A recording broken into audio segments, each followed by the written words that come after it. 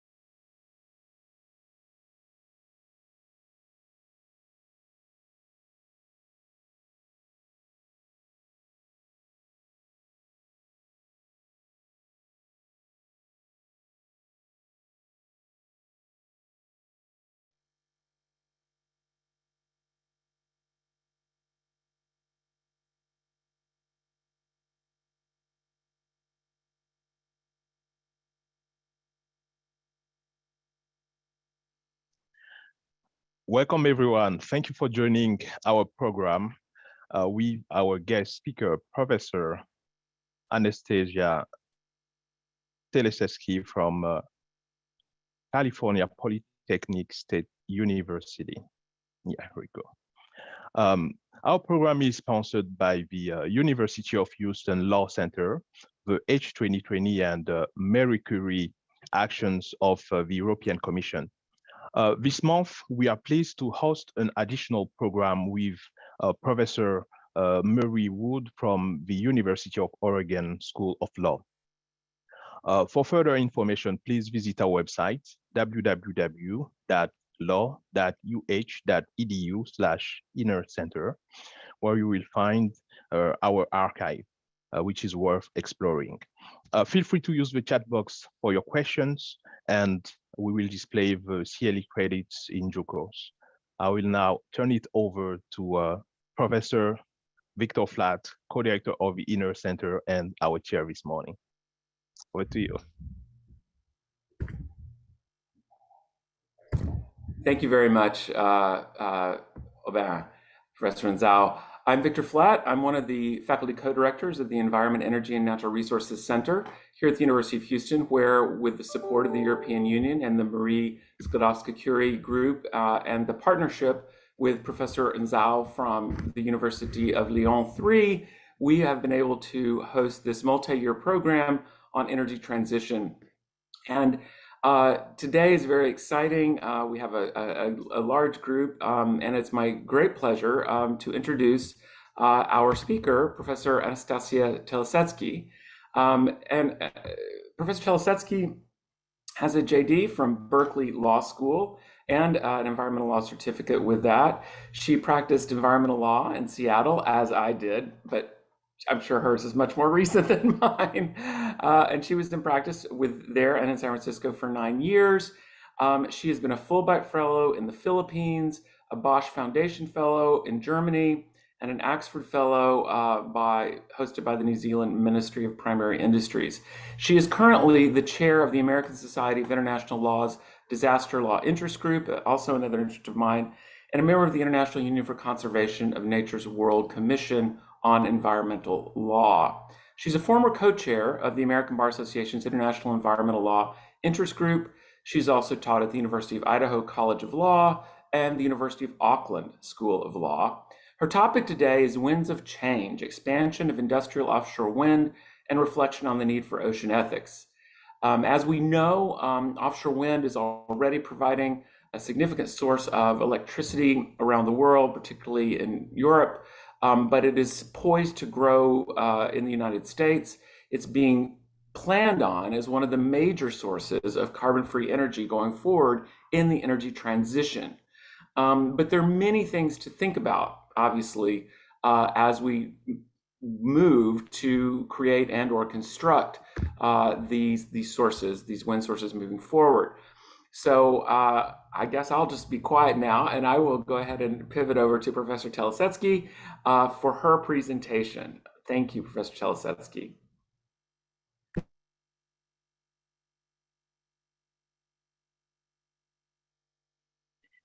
Thank you very much, and it's an honor to be with you today.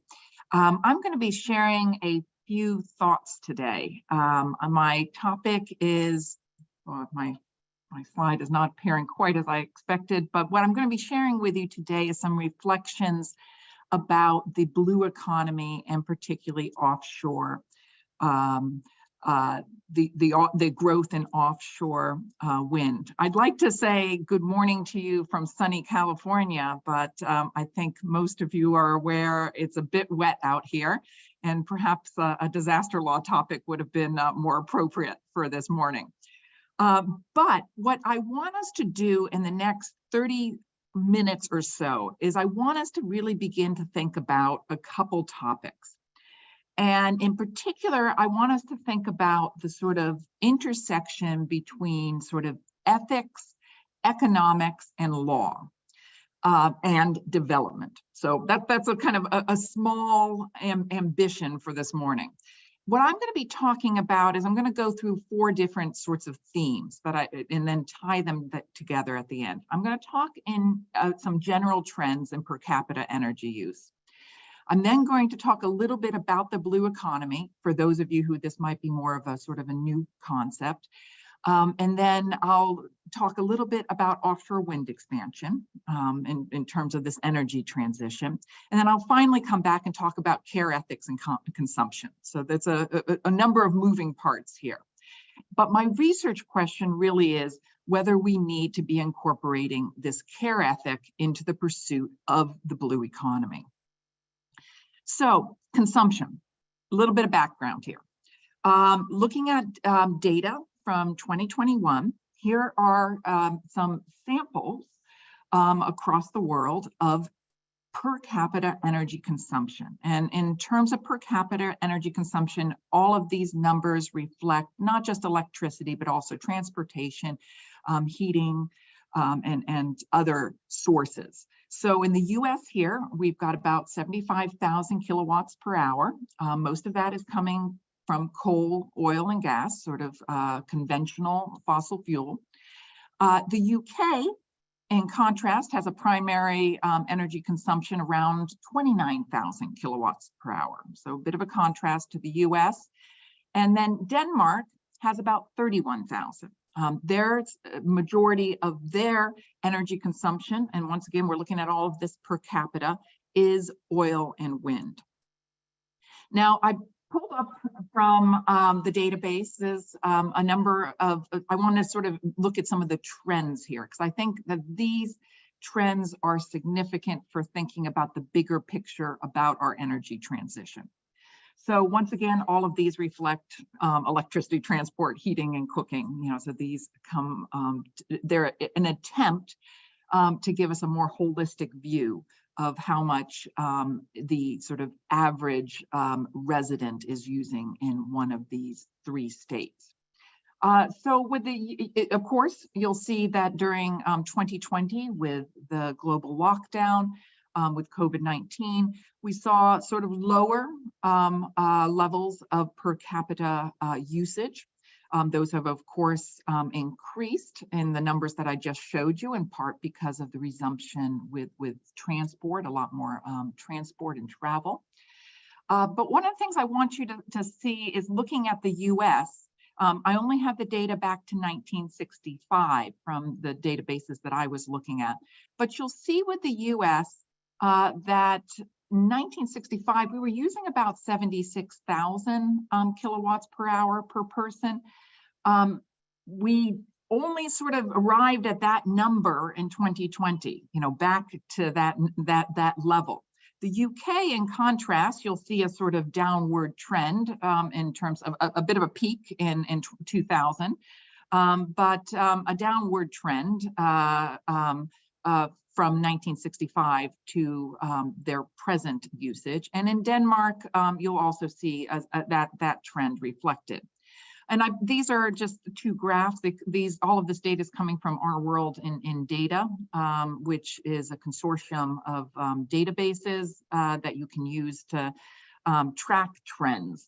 And what I really, really want you to see, though, the kind of takeaway of this is that in the US, we're not doing a whole lot better in terms of our consumption per person since 1965. We've sort of, we're in a pretty narrow band. Denmark and UK maybe a little bit better, but still some relatively, a similar sorts of trends. Now, if we want to look at this globally, and this is a significant point to make here, we're not necessarily in the countries that I picked initially the highest per capita energy use. So Qatar is currently using close to 200,000 kilowatts per hour per person. Of course, a lot of this has to do with the need for cooling, refrigeration, because you'll also see reflected on there Bahrain and United Arab Emirates. Singapore is using about 161,000 kilowatts per hour. Iceland, all of these different countries have, of course, different energy mixes that are contributing to this particular energy use per person. But that I wanted you just to sort of see this as sort of a reflection of a variety of different countries and their sort of energy uses. Canada, just our northern neighbor, is using more than the US. They're using about a little over 101,000 kilowatts per hour. And most of this data for these numbers that I have reflected here is from 2019 to 2021. We don't have the 2022 data is still being processed. So there's some important trends, though, still to be thinking.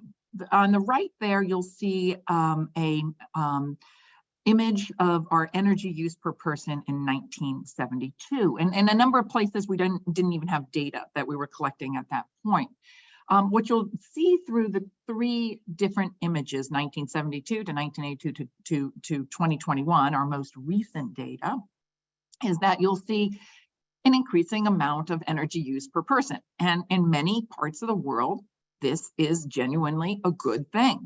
This is energy justice. This is ensuring that populations that have not had access to refrigeration, have not had access to electricity, now have access to energy to meet needs, needs of well-being. So you'll see that certain parts of the world have had more growth than others. So you'll have, in particular, I'll point to, Africa. We have about a 79% growth from 1965, but it's not a whole lot of additional kilowatt hours. We'll see that in Asia, that there has been a 569% growth per capita. Europe, equally a growth. North America, we've actually seen a reduction in our usage, our average usage. Oceania, once again, and South America, all growth. And many of these areas, I want to be clear, reflect, of course, energy justice and access to energy for critical needs, pumping of clean water or electrification of a village. But this chart, I think, is really telling in terms of what's going to come later in this presentation here, because when we look at our per capita primary energy consumption by source, it is indeed the high income countries that are, this is sort of obvious in many respects, but it is the high income countries that are using the most electricity. They are using the most coal, oil, gas, nuclear, hydropower, whatever it is that is being used for energy. It is the high income countries that are the primary users. For an average, and I wanted to sort of have you just take a look at these averages because I think they're useful. Across the countries that are identified as high income, the average is about 55,000 kilowatts per hour. Recall that the US is using over 70, Canada is using over 100. Upper middle income countries, about 26,000 kilowatts per hour. And of course, for lower middle income countries, and I haven't even included the sort of lower income countries, Lower middle income countries are using about 6,500, giving us a real sort of scope in terms of how people use energy around the world and what they might be using it for.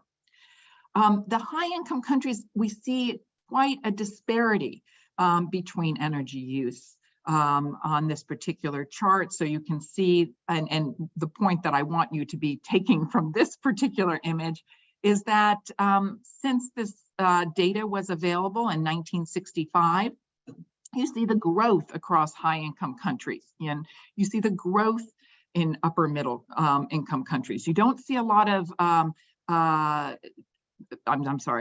you don't see a trend for the low income countries. You don't see an increasingly large amount of use, even though these may be the countries that would indeed be benefiting the most from having additional energy sources available to them.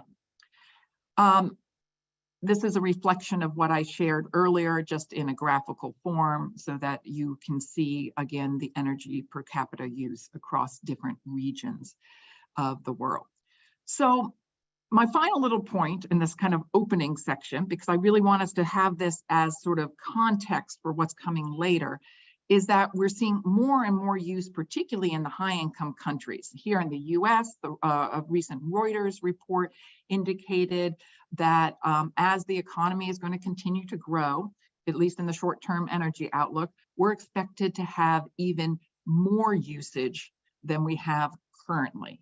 So the projected was to about 4 billion kilowatt hours of use in 2022, with some savings or some reduction by 2023, but not, when we look at these in terms of just comparing across the board, not a whole lot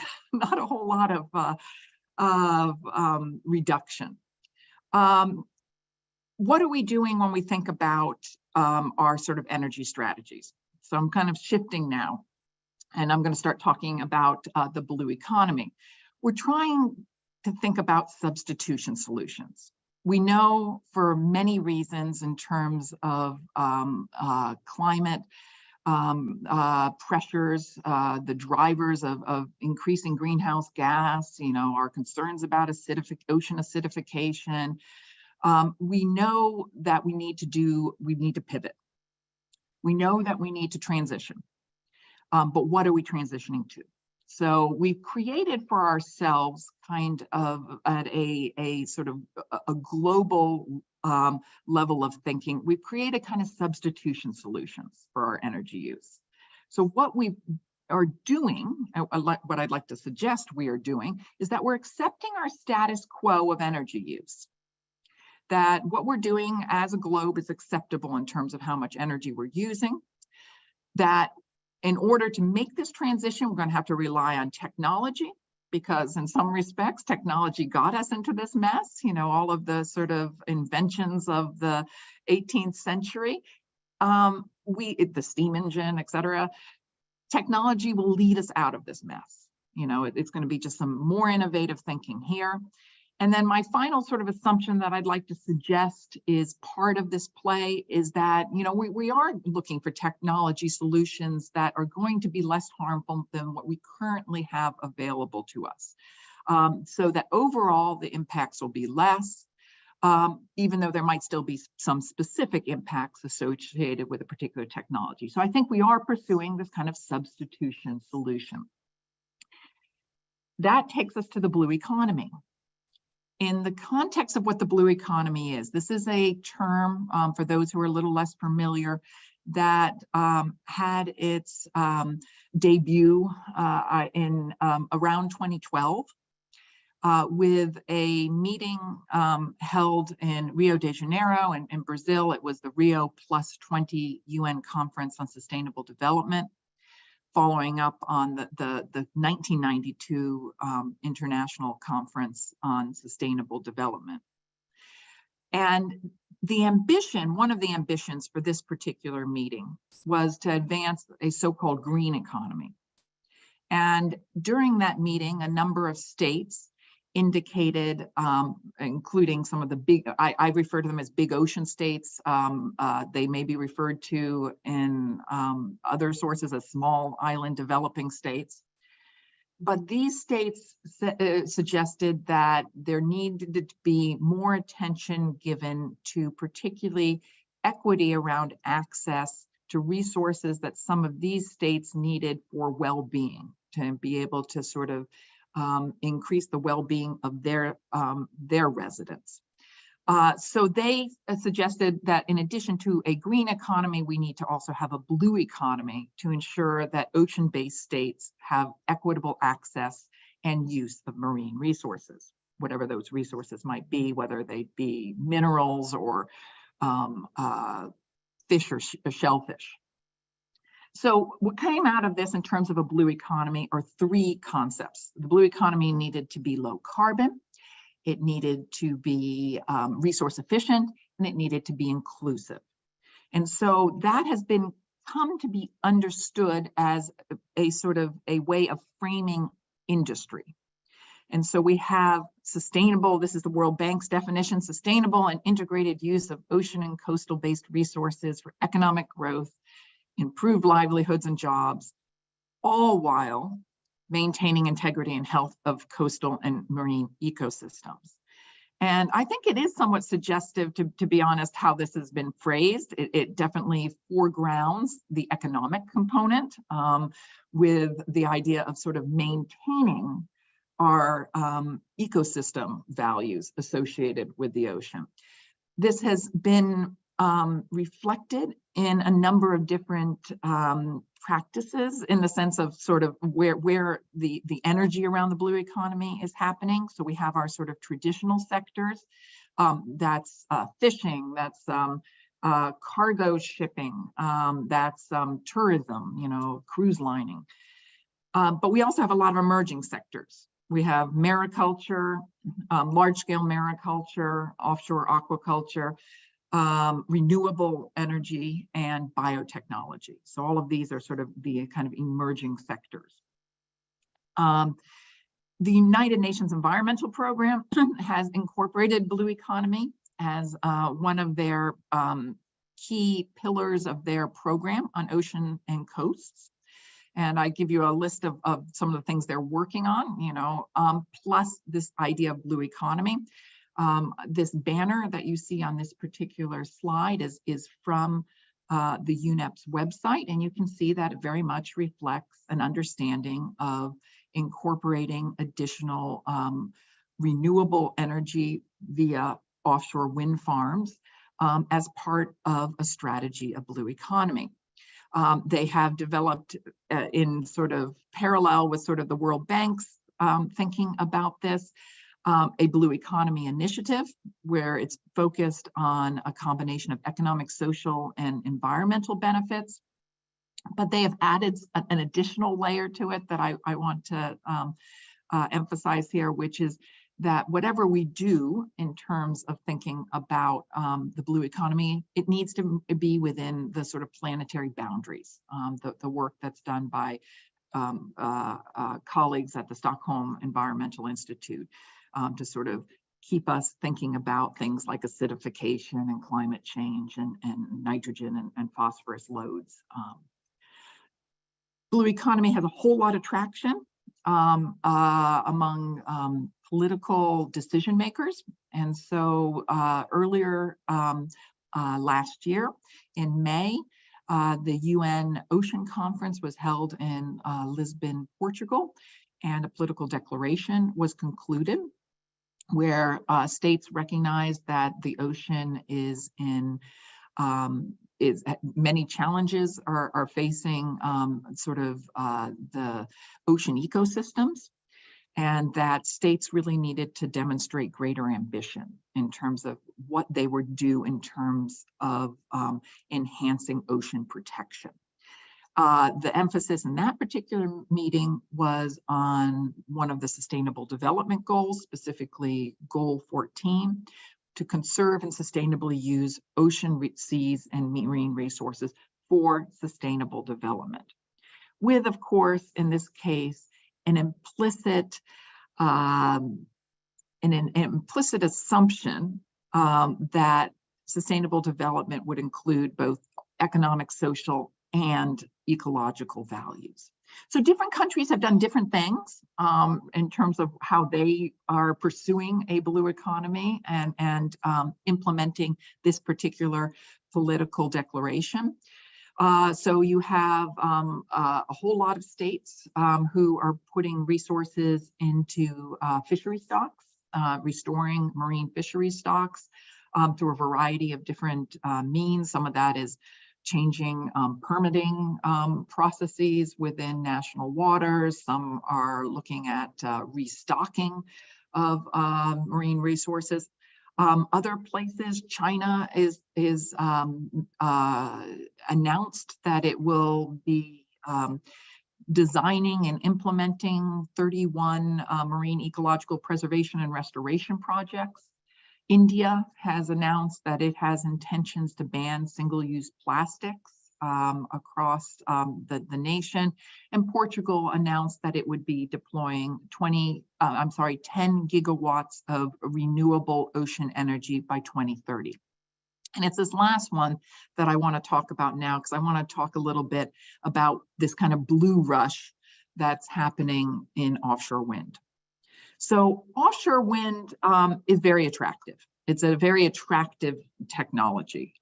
It is, in terms of what's available as a resource, offshore wind tends to be stronger compared to onshore wind, tends to be more consistent, which is helpful when you're designing an energy project and you want to have reliability.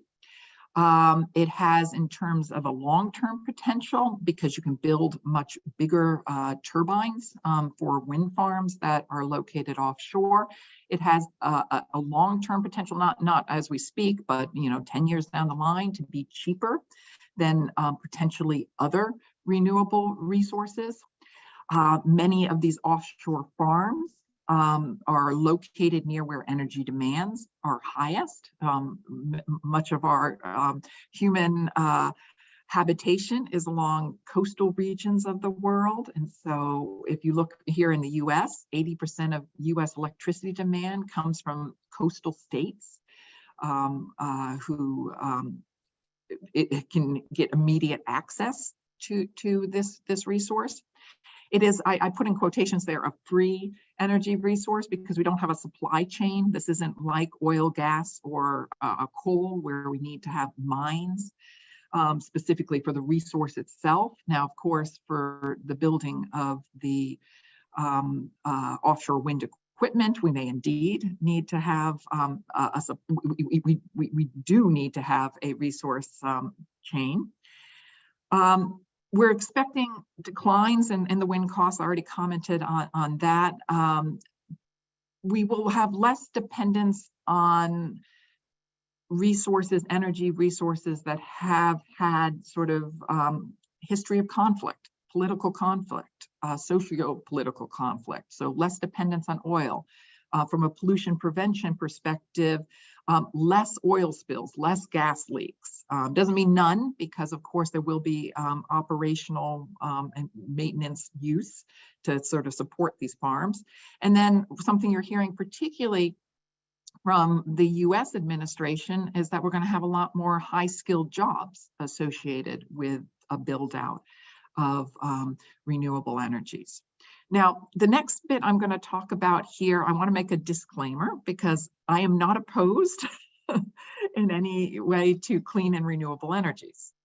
But for purposes of our conversation today, I do want to question some of the assumptions that we're making.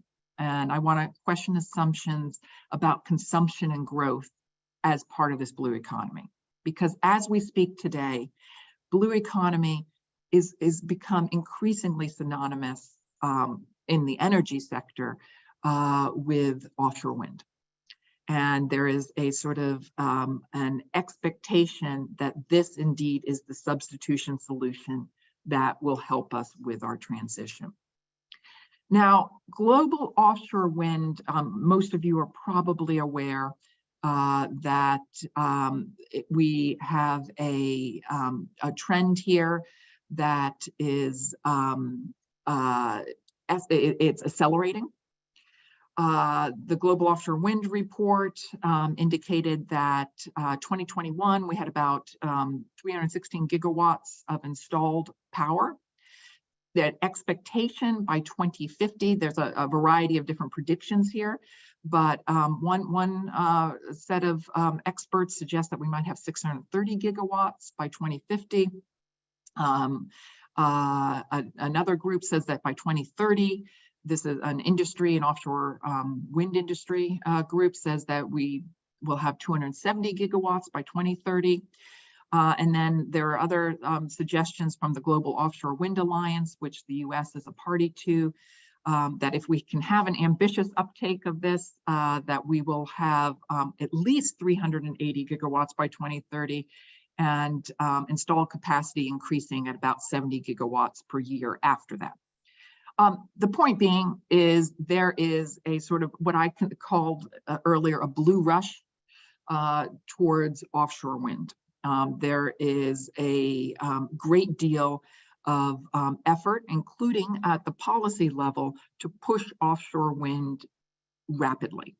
And so you have here in the US, of course, we have set our own goals to have 30 gigawatts of offshore wind by 2030 and 15 gigawatts of floating offshore wind by 2035.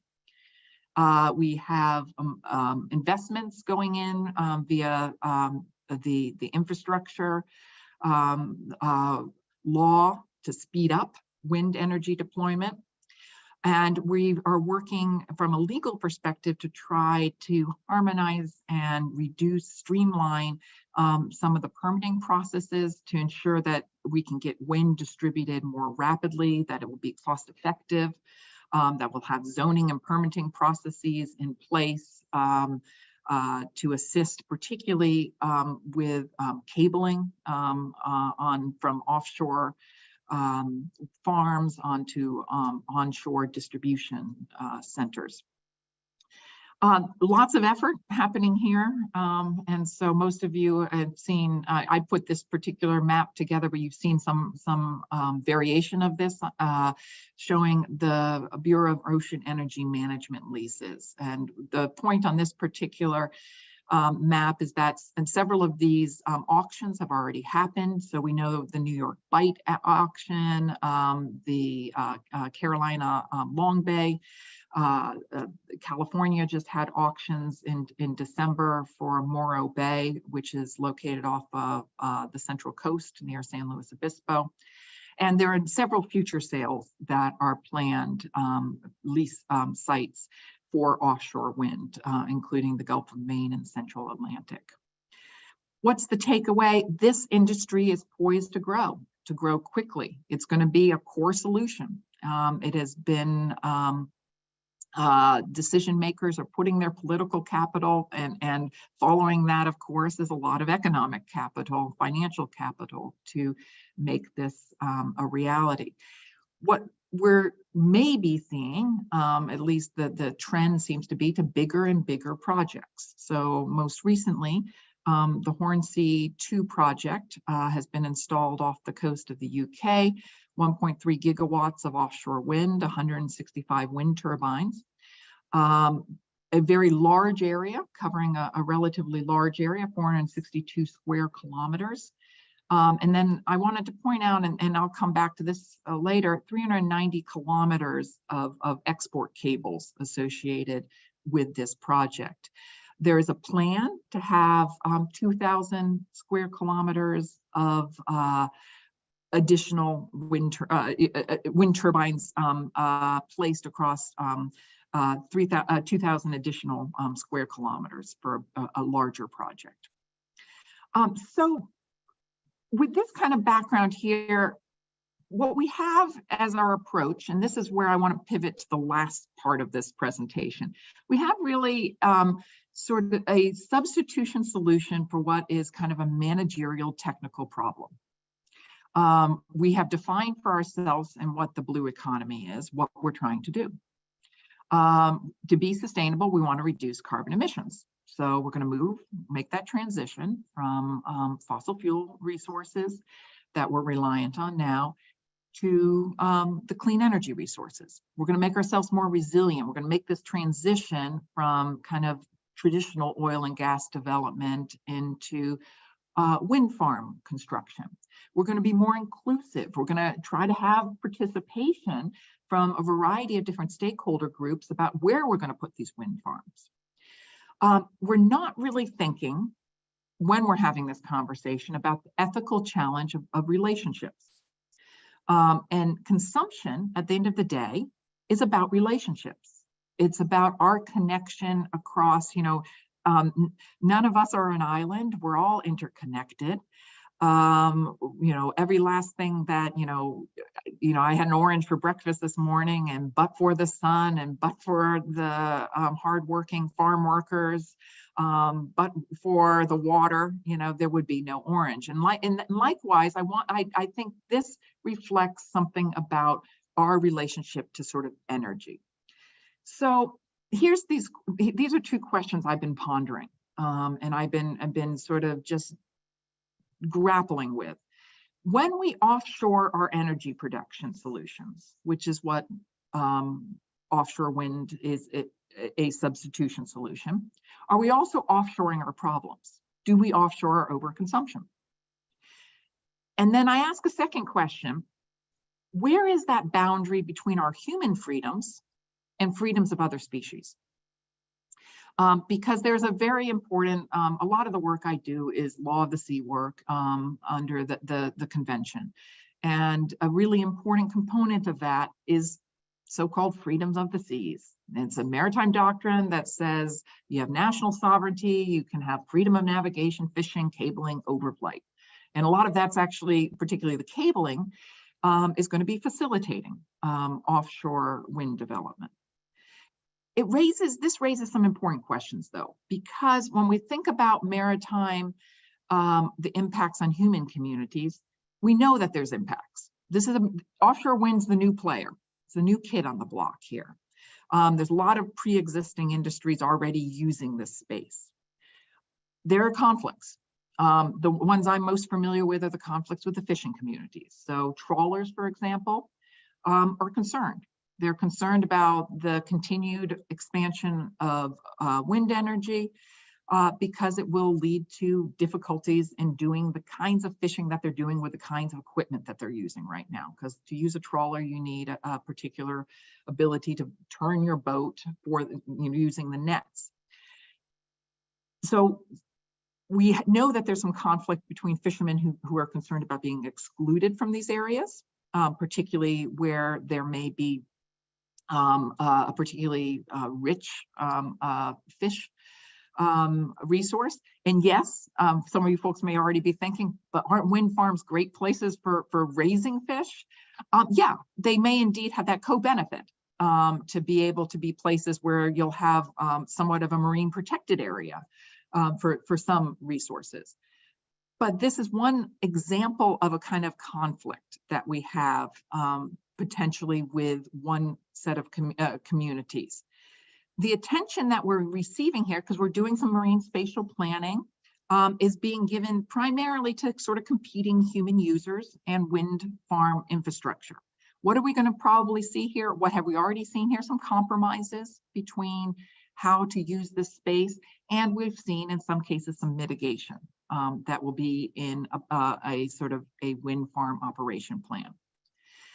Another set of interests, though, so we have the human community interests. We also have a set of interests that involve, of course, sort of non-human species. So we know from a lot of the literature that ideal wind farm sites may overlap with a large-scale migration route for birds and marine mammals. Now, whether this will be problematic in the long run, that remains to be seen. We know that cabling from the wind turbines creates statistically significant behavioral differences for certain kinds of sea animals. because of electromagnetic, the high voltage cable lines. So there's been research done with skates and lobsters, and other folks are doing research in this area, seeing that there are some impacts from the electromagnetic fields.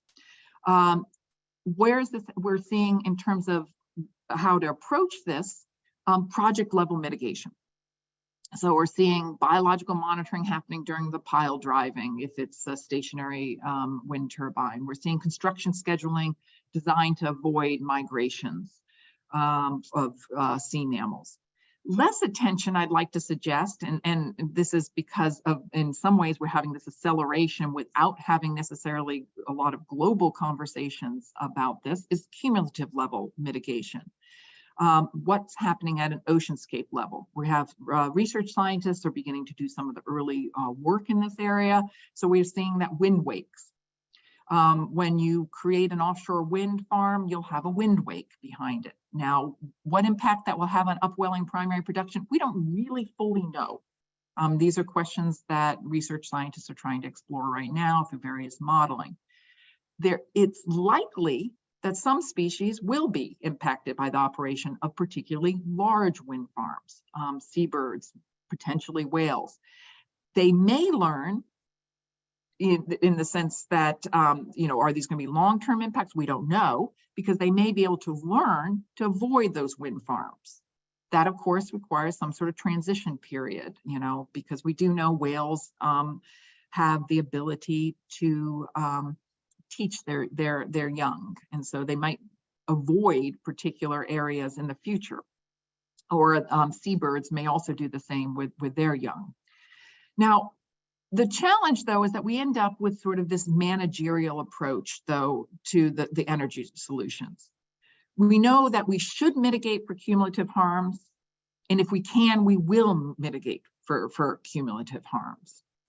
But that still has a set of questions, and that's where the ethics component of this presentation is. It still raises questions about the fairness of this approach, particularly when we're dealing with a vulnerable community, perhaps a community that is dependent on ocean artisanal fishermen who are dependent on their ocean resources, or non-human communities.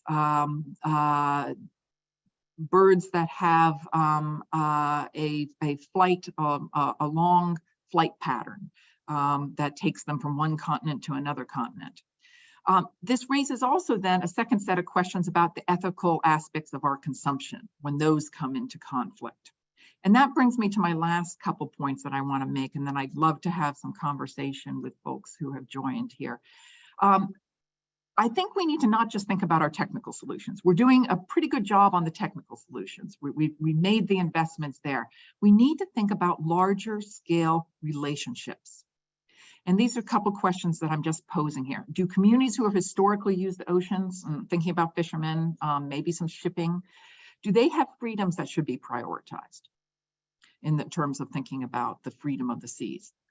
Do ecosystems, do their constituents, the seabirds, dolphins, you name it, the skates, the eels, do they have freedoms that need to be respected? And that brings me to something that I've been sort of working on and trying to think more about, which is this concept of ethics of care. And a couple of researchers, Fisher and Tronto, wrote a great book looking at this question about care ethics. And they defined care as those activities that include everything we do to maintain, contain, and I want to emphasize this bit, repair our world so that we can live in it as well as possible. That world includes our bodies, ourselves, and our environment. And I think the key here is it's this complex web. We are not the sole actors. And that brings us to, from a legal perspective, rights of nature. This is an area that's gotten a lot of attention recently. It's a nascent doctrine developing in a lot of different parts of the world in a lot of different ways. So you have New Zealand assigning legal representation to rivers, to natural areas. We have the country of Colombia giving legal standing for the Amazon. We have Ecuador assigning rights and responsibilities in their constitutional doctrines. The whole concept of a care ethic supports rights of nature. It is about recognizing that kind of human humility, recognizing that there needs to be distributional fairness.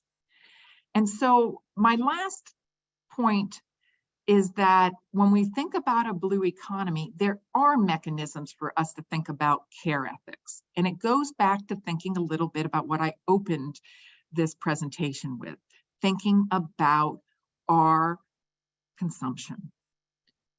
We need to not just look at the assumptions about production, where almost all of our attention, the policy attention's on.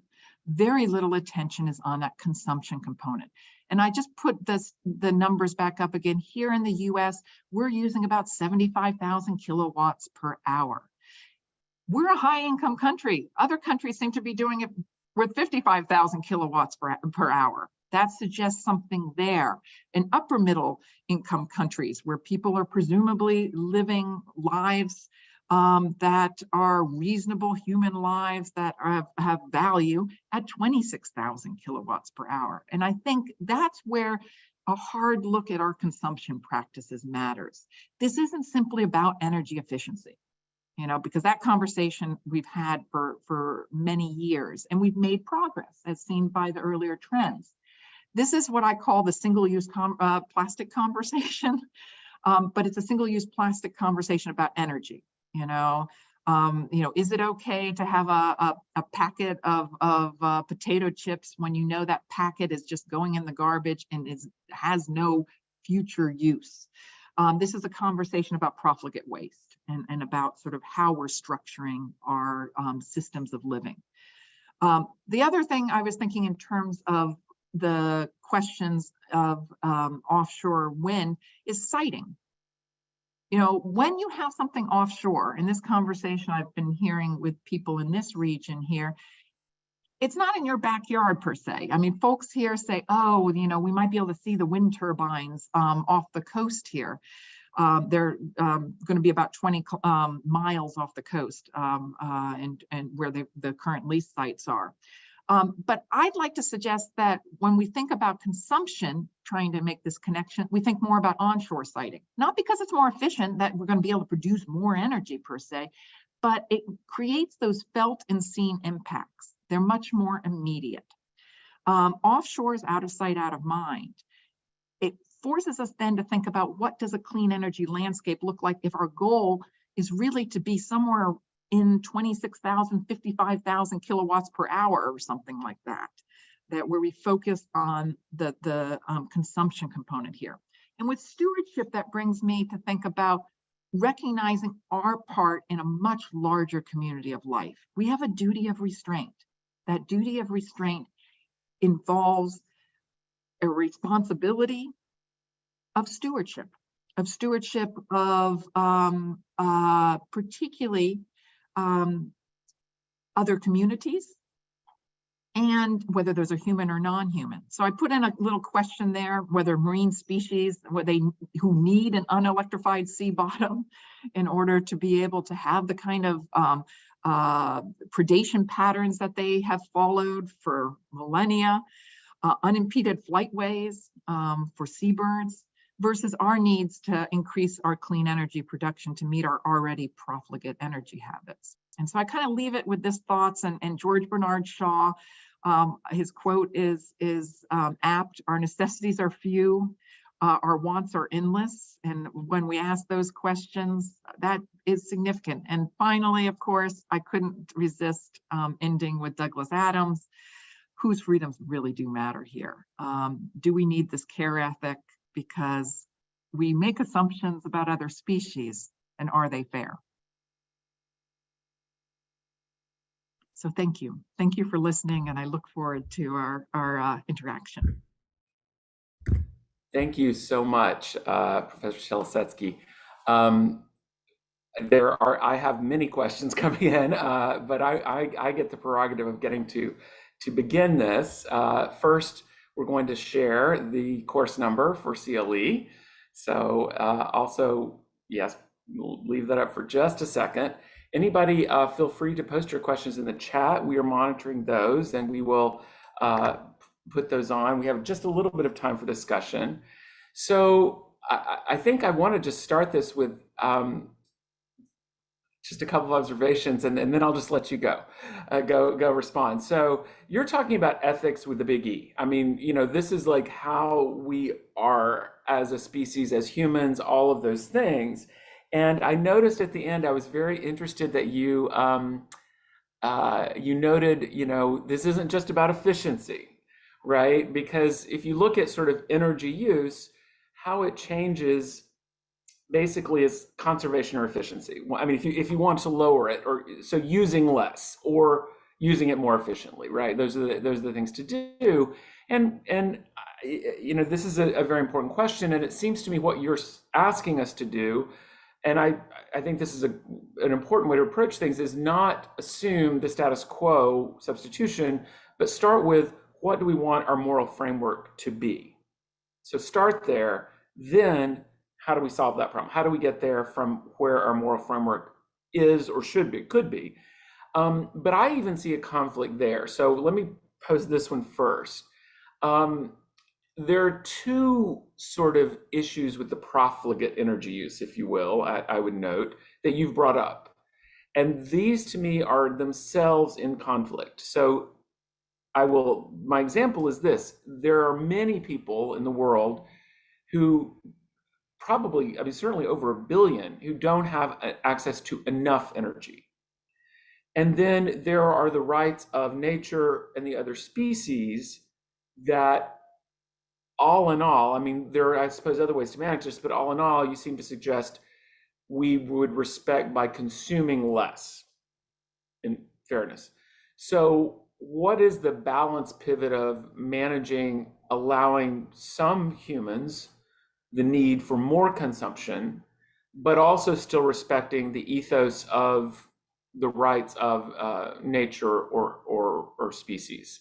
I'll just start with that. Oh, no, it's great. And that's part of the reason I really wanted to focus early on in this presentation on the high income countries, because that's where I really think the attention needs to be given, because indeed, there are many countries, when we see from 1965, who need, if you saw that line for particularly the low income countries, they have barely increased their usage, and part of that is they still haven't built out sufficient infrastructure to meet those development needs, you know, as reflected in the Sustainable Development Goals.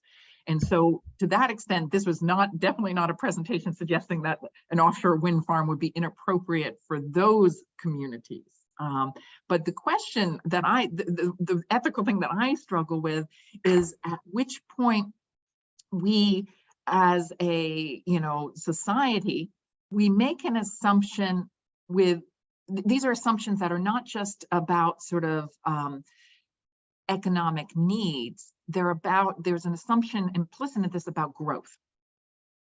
You know, and that's something often you hear people talk about blue economy, and you'll also hear them talk about some of the nations have blue growth strategies, you know, and that's to me where I think the attention needs to be given, to say, wait a second, if we're looking at a transition and a paradigm shift, you know, what does it mean to have, you know, more distributional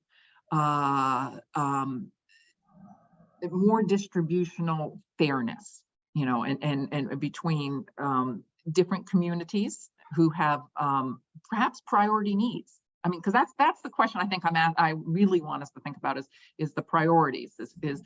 Are all freedoms equal? And if so, we know who's going to win. We know that some groups have more capital, political and financial, than others. Or are some freedoms needing additional protection? So this, to me, segues into sort of my second question, whether what this is one of the things, at least on the human side, that this question is about is very much our income and other inequalities across the human spectrum. And I will just note to you, I was asked in a thought experiment by the BBC, what would it look like in the world if we had unlimited free energy? And their vision was fusion. And of course I said, well, that's first of all, it'll never be cost less, right? It won't be unlimited. And the thing I kept thinking about was that no matter how much energy you put into the system, there will always be unequal access to it if our current system holds up. So how does this relate to that concept? Basically, the concepts of equality, generally both income inequality and political equality, and that to me sort of segues into the international law sort of aspects of it, like, you know, equal access to the high seas, that sort of thing. Oh, that's a super interesting thought experiment. Isn't it? Yeah.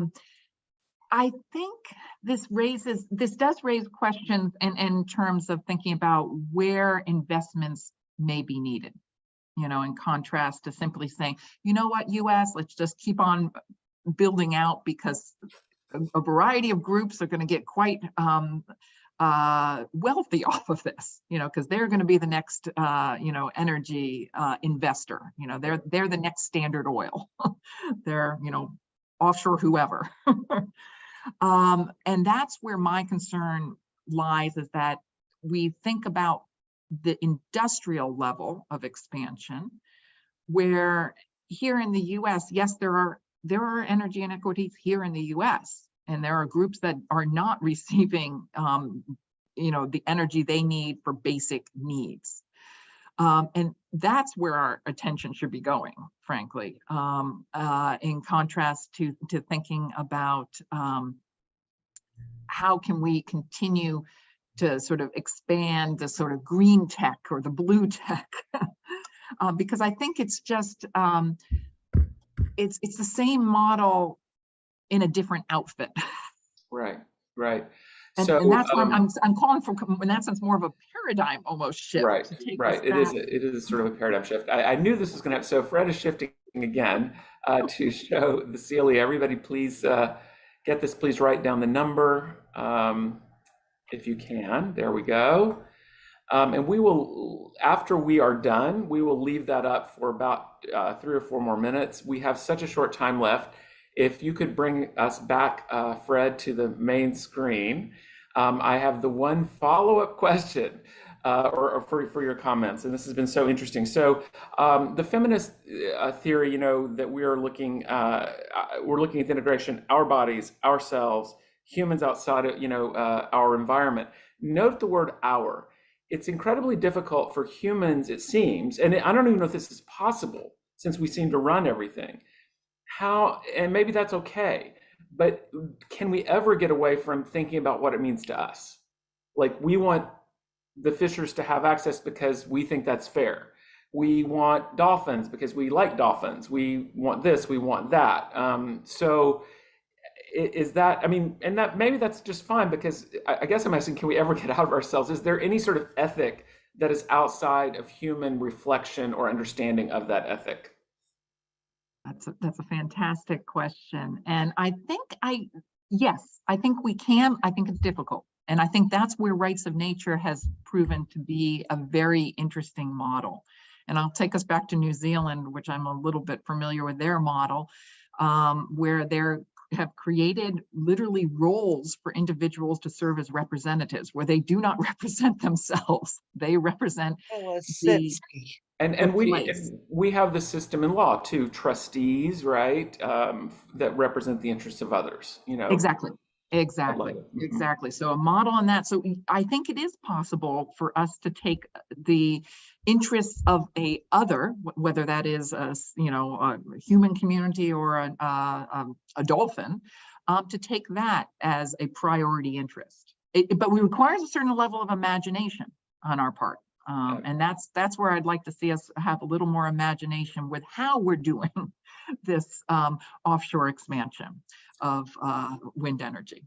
Well, I want to agree with one of our audience members who says this presentation has been outstanding. I agree completely. It's very thought-provoking. I think that as we move forward in the energy transition, it's incredibly important to ask ourselves, why, I mean, is it just replacement, or can we rethink how all of these things work? Yes, we want to get to, if we're going to use energy, we want lower carbon energy. We want energy that has less of an impact, but maybe we need to rethink sort of our needs in the first case as well.